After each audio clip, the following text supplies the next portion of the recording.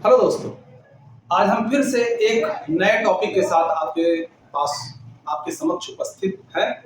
और जैसा कि आपको पता ही है कि हम कक्षा 12वीं की जीव विज्ञान का बायोलॉजी का पहला चैप्टर नियमित तरीके से छोटे छोटे बिंदुओं के माध्यम से आपके पास तक लेके आ रहे हैं। और आज का उसी क्रम में आज का जो हमारा टॉपिक है वह है परागण यानी पॉलिनेशन। दोस्तों, परागण को हमने पिछली कक्षाओं में कक्षा 10वीं यानी 10th में हमने पढ़ा था। प्रारंभिक उसकी जानकारी हमको हो गई थी। यदि आपने वहां नहीं पढ़ाया अथवा आपको ध्यान नहीं है तो भी घबराने की आवश्यकता बिल्कुल नहीं है। आपको एकदम सरल तरीके से बेसिक तरीके से आपको बताया जाएगा, जिससे आपको परागण पूरी तरह से क्लियर हो जाएगा। और वैसे इसमें कठिनाई भी नहीं। तो अपना जो टॉपिक है एनसीईआरटी पैटर्न पर है, तो आइए समझते हैं, इसको कंटिन्यू करते हैं। तो आज का हमारा टॉपिक है वो है परागण यानी पॉलिनेशन।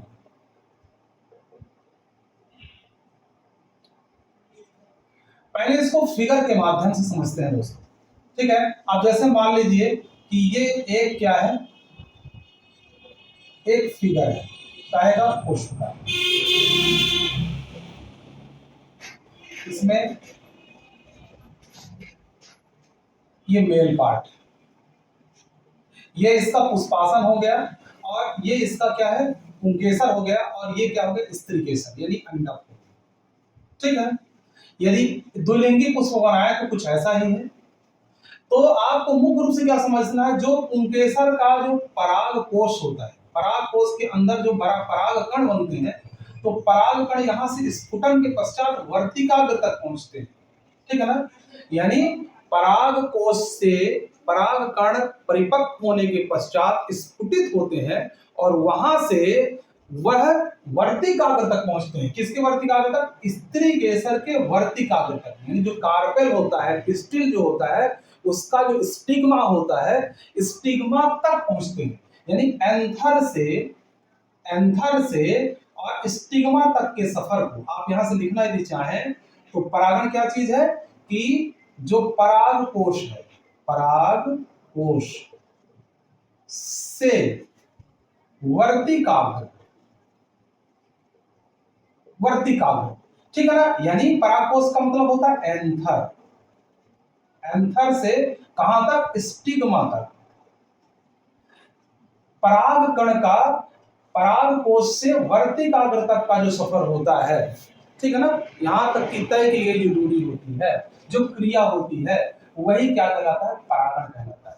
दोस्तों, इसको यदि डिफिनेशन के हिसाब से लें तो आप ऐसा भी बता सकते हैं कि किसी भी पुष्प के पराग कोश से पराग कण परिपक्व होकर के, मेच्योर होकर के, किसी माध्यम से अथवा बिना माध्यम के उसी पुष्प अथवा दूसरे पुष्प के वर्तिकाग्र तक पहुंचने का जो पहुंचने की जो क्रिया है, वही क्या कहलाती है, परागण की क्रिया है।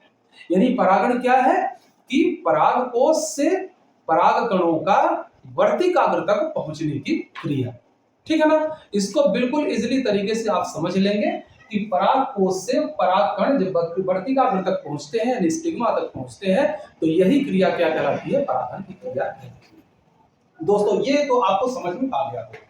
अब चलिए थोड़ा सा और आगे बढ़ते हैं और बताते हैं कि जो परागण है उसके प्रकार कितने होते हैं। ठीक है ना, यदि इसको डिफिनीशन लिखना होगा तो आप जैसा कि बताया गया है, यहां हम लिखे भी दे रहे हैं कि पुंकेसर के परागकोश से पराग कण परिपक्व होकर स्फुटित होते हैं, तत्पश्चात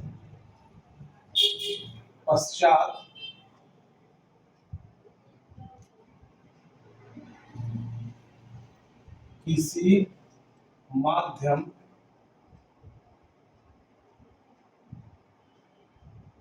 या बिना माध्यम के, माध्यम के उसी पुष्प अथवा दूसरे पुष्प के वर्तिकाग्र तक पहुंचते हैं। यह क्रिया परागण कहलाती है।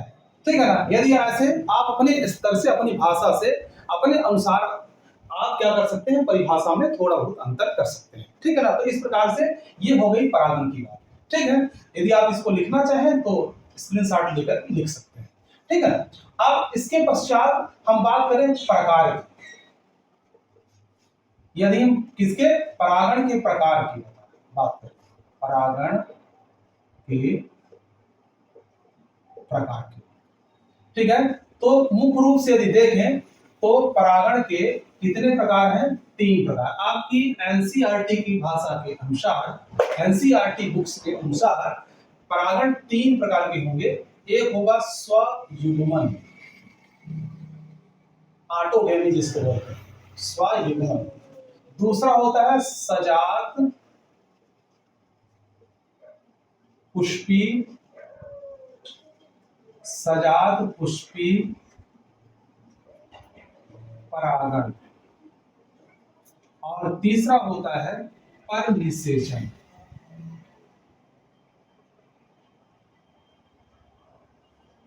बहुत सरल है ये तीनों, बस थोड़ा सा समझ लेना है कि ये होता क्या है। स्वयुग्मन क्या है, आप जैसे देखिए होता क्या है। स्वयुग्मन क्या है, जब पुष्प कैसा हो, मान लेते हैं एक पुष्प है, यहां पर फिगर के माध्यम से तीनों को हम समझाने की कोशिश कर रहे हैं आपको। तो जैसे अब मान लेते हैं कि ये एक पुष्प है,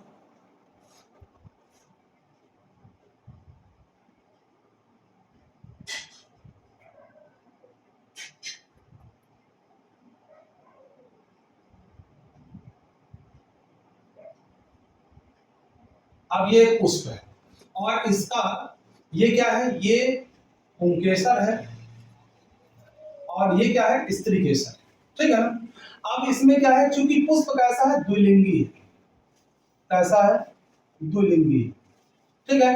अब ये पराग कण जो है यहां से परिपक्व होने के पश्चात यदि इसी पुष्प के वर्तिकाग्र तक पहुंचते हैं, यदि पुष्प द्विलिंगी है तो उस द्विलिंगी होने की स्थिति में जो पराग कण पराग कोश से निकलकर उसी पुष्प के वर्तिकाग्र तक पहुंचते हैं, तो इसको हम क्या कहते हैं, स्वयुग्मन या ऑटोगेमी कहते हैं।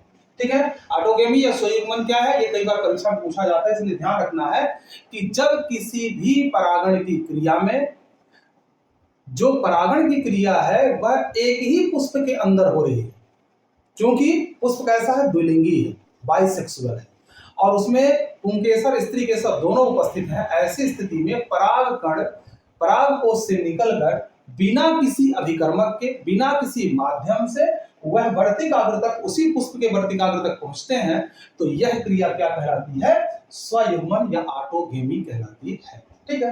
दूसरी कंडीशन यहां दूसरी स्थिति पर देखें, जो दूसरा प्रकार इसका है, पहले तो पहला प्रकार हो गया। अब दूसरा प्रकार यदि देखें, सजात पुष्पी परागण।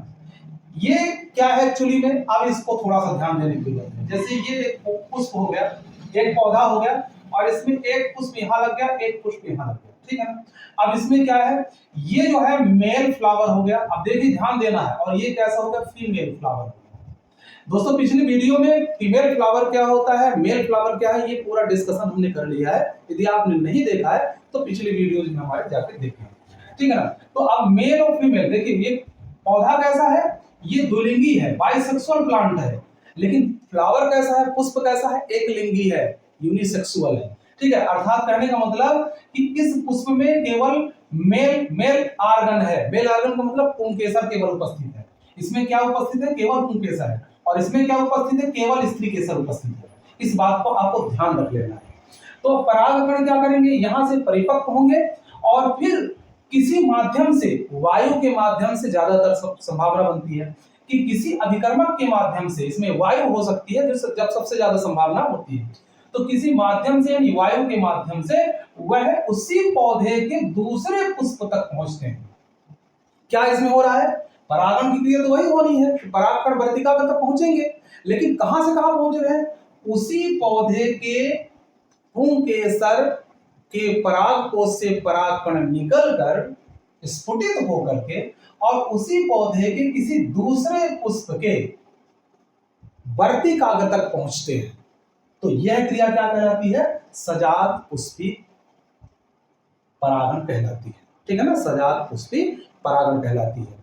ध्यान से समझ लेंगे कि जब पौधा कैसा हो, द्विलिंगी हो, पुष्प कैसा हो, एकलिंगी हो, तो ऐसी स्थिति में मेल फ्लावर से परागकण निकल करके स्फुटित होकर के और फीमेल फ्लावर तक, उसी पौधे के दूसरे पुष्प तक के वर्तिकाग्र तक पहुंचते हैं, तो इस क्रिया को हम क्या कहते हैं? सजात पुष्पी परागण कहते हैं। इस बात को आपको अच्छे से समझ लेना है। ठीक है। अब तीसरा, ये जो है सजात पुष्पी परागण में माध्यम की आवश्यकता होती है, और ये लगभग ये कैसा होता है? पर निषेचन जैसा ही है, पर परागण जैसा ही होता है। बस फर्क इतना है कि पर परागण में क्या होता है कि एक पुष्प दूसरे पौधे में, एक पुष्प अन्य पौधे में, तो इस तरह अलग अलग दो मेल और फीमेल पुष्प जो होते हैं वह अलग अलग पौधे में लगे होते हैं, और यहाँ पर क्या है? मेल और फीमेल फ्लावर जो है वो एक ही पौधे पर लगे हुए हैं। फर्क इतना है। तो चलिए तीसरे पर हम चले हैं, और वो क्या है? पर निषेचन, जिसको हम पर परागण भी कहते हैं।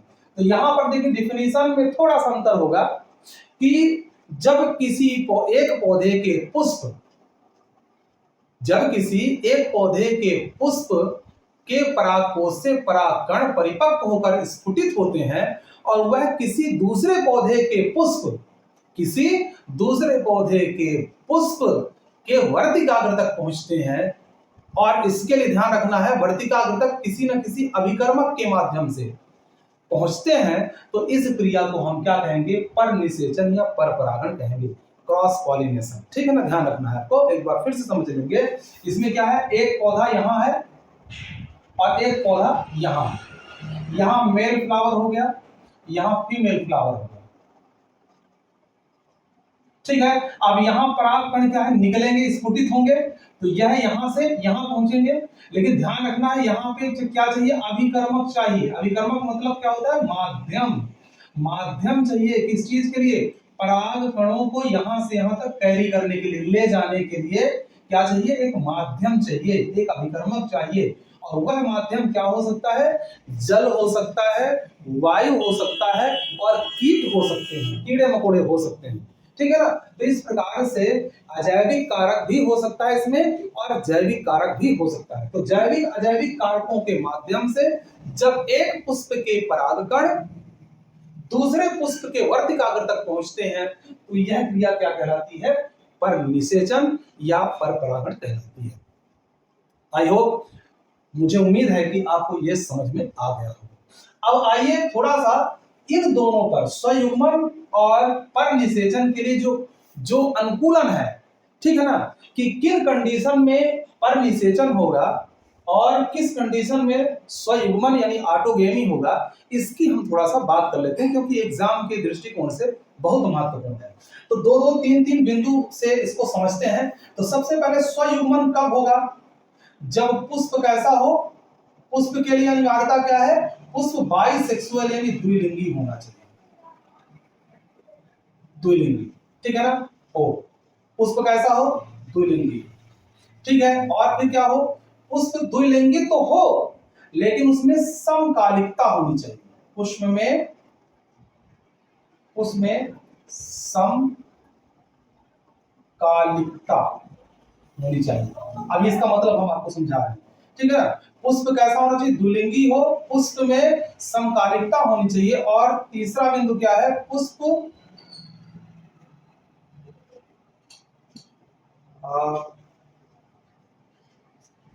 परिपक्वन के पहले पुष्प ना खिले, ठीक है। और चौथा नंबर क्या है इसमें, चौथे नंबर पर यदि हम देखें तो इसमें चौथा नंबर ये हो जाएगा कि आकार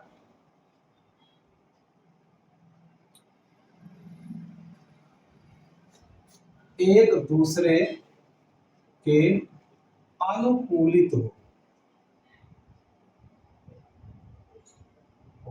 बस 4 बिंदु आप ध्यान रखिएगा, कई बार प्रश्न पूछता है और बोर्ड परीक्षाओं के दृष्टिकोण से तो बहुत ही महत्वपूर्ण एक पूछा करता है, स्वयुग्मन या ऑटोगेमी के लिए विशिष्ट अनुकूलन क्या क्या है। तो आपको ध्यान रखना है, पुष्प कैसा होना चाहिए, द्विलिंगी होना चाहिए। पहली शर्त तो यही है, यदि पुष्प एक लिंगी हो गया तो वो फिर स्वयुग्मन उसमें संभावना बिल्कुल भी नहीं है, नथिंग है।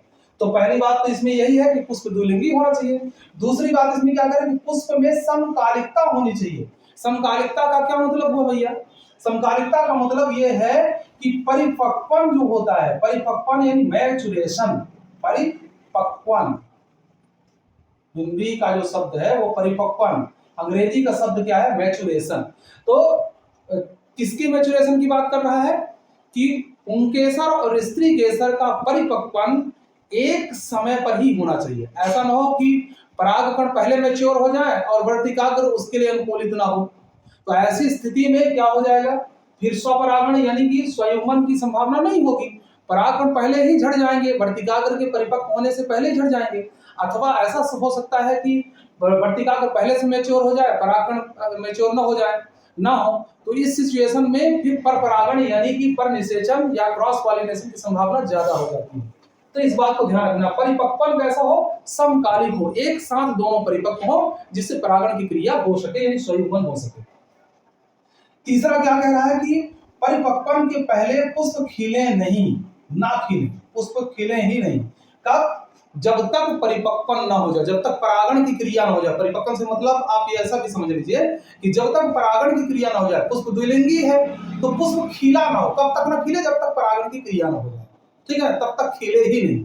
यानी कैसा हो, अनुन्मील्य हो। एक शब्द एनसीईआरटी में चलता है, अनुन्मील्य और उन्मील्य। उन्मील्य का मतलब होता है खिला हुआ पुष्प और अनुन्मील्य का मतलब होता है जो ना खिलने वाला, परागण के बाद जो खिले। तो पुष्प कैसा हो जाए, अनुन्मील्य हो, यानी कि खिले नहीं। जब तक परागण की क्रिया ना हो तब तक पुष्प बंद रहे, ढका रहेगा भाई। केसर और स्त्री केसर दोनों ढके हुए हो तो परागण के लिए जब परागकण निकलेंगे तो उसी पुष्प की वर्तिकाग्र तक पहुंच जाएंगे। और कई बार ऐसा होता है कि पुष्प द्विलिंगी भी है तो भी परागकण कहीं से भी उड़ के आ सकता है, उसी जाति का दूसरे पौधे के परागकण उड़ करके आ करके और वर्तिकाग्र तक पड़ सकते हैं और परपरागण की संभावना बन जाती है।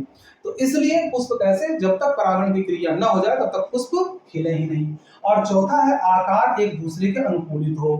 वर्तिकाग्र छोटा है तो चल जाएगा, लेकिन वर्तिकाग्र यदि ऊंचा हो गया और परागकण नीचे हो गए तो फिर जो स्वयुग्मन की अनुकूलता है वो प्रतिकूलता में बदल जाएगी। इसलिए आकार जो पुंकेसर और स्त्री केसर का है वो एक दूसरे के अनुकूलित हो जिससे आसानी से परागण की क्रिया हो सके। तो ये तो 4 बिंदु थे जो स्वयुग्मन के अनुकूलन के लिए थे। अब आइए थोड़ा बात कर लेते हैं परनिषेचन के लिए कौन सी अनुकूलताएं हैं। तो ठीक इसी का विपरीत कि पुष्प, देखिए अब इसके लिए ध्यान रखना है, बिंदु हम यहीं से ले लें, बता देते हैं इसके बारे में। तो परनिषेचन या परपरागण कब होगा, देखिए परनिषेचन और परपरागण एक लिंगी पुष्प और दो लिंगी पुष्प दोनों में हो सकता है। इसके लिए ये अनिवार्यता नहीं है कि पुष्प कैसा होना चाहिए, एक लिंगी हो अथवा दो लिंगी हो।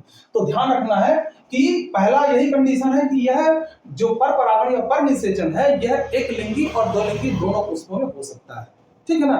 तो ये पहला। दूसरा क्या है, पुष्प में समकालिकता। अब देखिए इसका विपरीत यहाँ पे दूसरा बिंदु हो जाएगा कि पुष्प द्विलिंगी यदि है, यदि पुष्प द्विलिंगी है तो उसमें समकालिकता नहीं होनी चाहिए, तब होगा परनिषेचन। समकालिकता क्यों नहीं होनी चाहिए, क्योंकि जब एक साथ मैच्योर हो जाएंगे तो स्वयुग्मन हो जाएगा उनमें, क्योंकि द्विलिंगी पुष्प है। इसलिए पुष्प कैसा होना चाहिए कि जब द्विलिंगी हो तो उनमें समकालिकता नहीं होनी चाहिए, अलग अलग टाइम पर मैच्योरेशन होना चाहिए पुमंग और जायंत का, ठीक है ना। और तीसरा क्या, परिपक्वन के पहले पुष्प खिलेना। पुष्प कैसा होना चाहिए, उन्मील होना चाहिए, पुष्प खिला होना चाहिए।